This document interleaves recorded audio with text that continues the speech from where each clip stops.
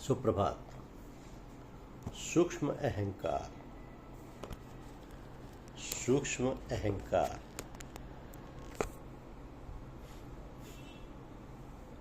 प्राय देखा गया है कि साधक सोचता है कि अब तो हम पूर्ण हो गए और हमें कुछ करना धरना शेष नहीं रह गया। तो ये एक प्रकार का सूक्ष्म अहंकार है और इससे बचना चाहिए।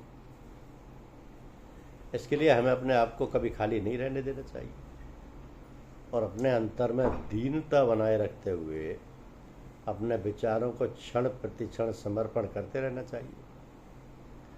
जब तक शरीर है तब तक गिरने का भय है, अतः बहुत सावधानी और जागरूकता की जरूरत है। काम, क्रोध, लोभ, मोह, मद और मत्सर रूपी चोर डाकू चारों ओर घूमते रहते हैं और अपना काम करने की फिराक में रहते हैं। तो जहाँ भी हम थोड़ा सा भी असावधान हुए, जहाँ इन्हें थोड़ा सा भी मौका मिला, ये हम पर सवार हो जाते हैं और अपना काम कर जाते हैं। इसलिए हमें सतत सावधान होकर सभी विचारों और क्रियाओं का समर्पण करते रहना चाहिए और आनंद योग के साधन पथ पर निर्बाध गति से आगे बढ़ते रहना चाहिए। परमपिता परमात्मा और गुरुदेव हमारी रक्षा और सहायता करते रहते हैं, हमें राह दिखाते रहते हैं।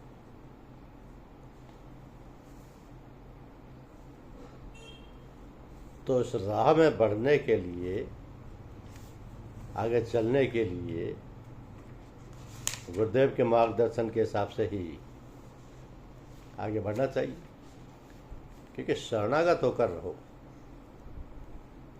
इससे उत्तम अवस्था प्राप्त होगी। दुनिया में सब प्रकार के सुख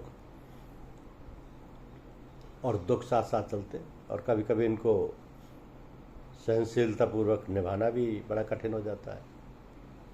जब सुख होगा तो दुख भी होगा, सुख और दुख का तो चोली दामन का साथ है।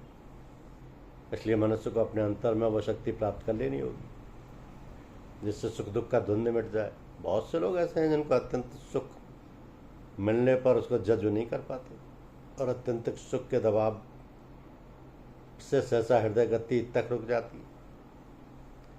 इसी प्रकार अत्यधिक कहने का तात्पर्य यह है कि इसी प्रकार अत्यधिक कष्टों के प्रति भी सहनशीलता न होने के कारण बुद्धि भ्रष्ट हो जाती है। तो कष्ट किस पर नहीं आते, और यह भी सच है कि सदैव एक सी स्थिति नहीं रहती। एक बात आई और फिर चली गई। यदि दुख आया तो सुख भी आएगा और यदि सुख है तो दुख भी आएगा। कम चीज़ होंगी तो उसके छूटने का दुख भी कम होगा। ये तो सत्य है कि एक न एक दिन इस शरीर को छूटना ही है। सब कुछ यहीं छूट जाएगा, चाहे माता पिता ही हो, चाहे भाई बहन हो अथवा बच्चे या नातेदार हो। आपने जो गृहस्थी इकट्ठी की है, मनमोहक वस्तुएं संचित की हैं, उन सबको छोड़कर आपको चल देना होगा एक दिन। उनके इस प्रकार छूटने का दुख तो आपको सहना ही पड़ेगा। इसलिए दुख और सुख के छुटकारे के लिए ही जब तब ध्यान आदि किया जाता है, ताकि जिस समय सब कुछ छूट जाए उस समय मन में उनके छूटने का लेस मात्र भी दुख ना हो।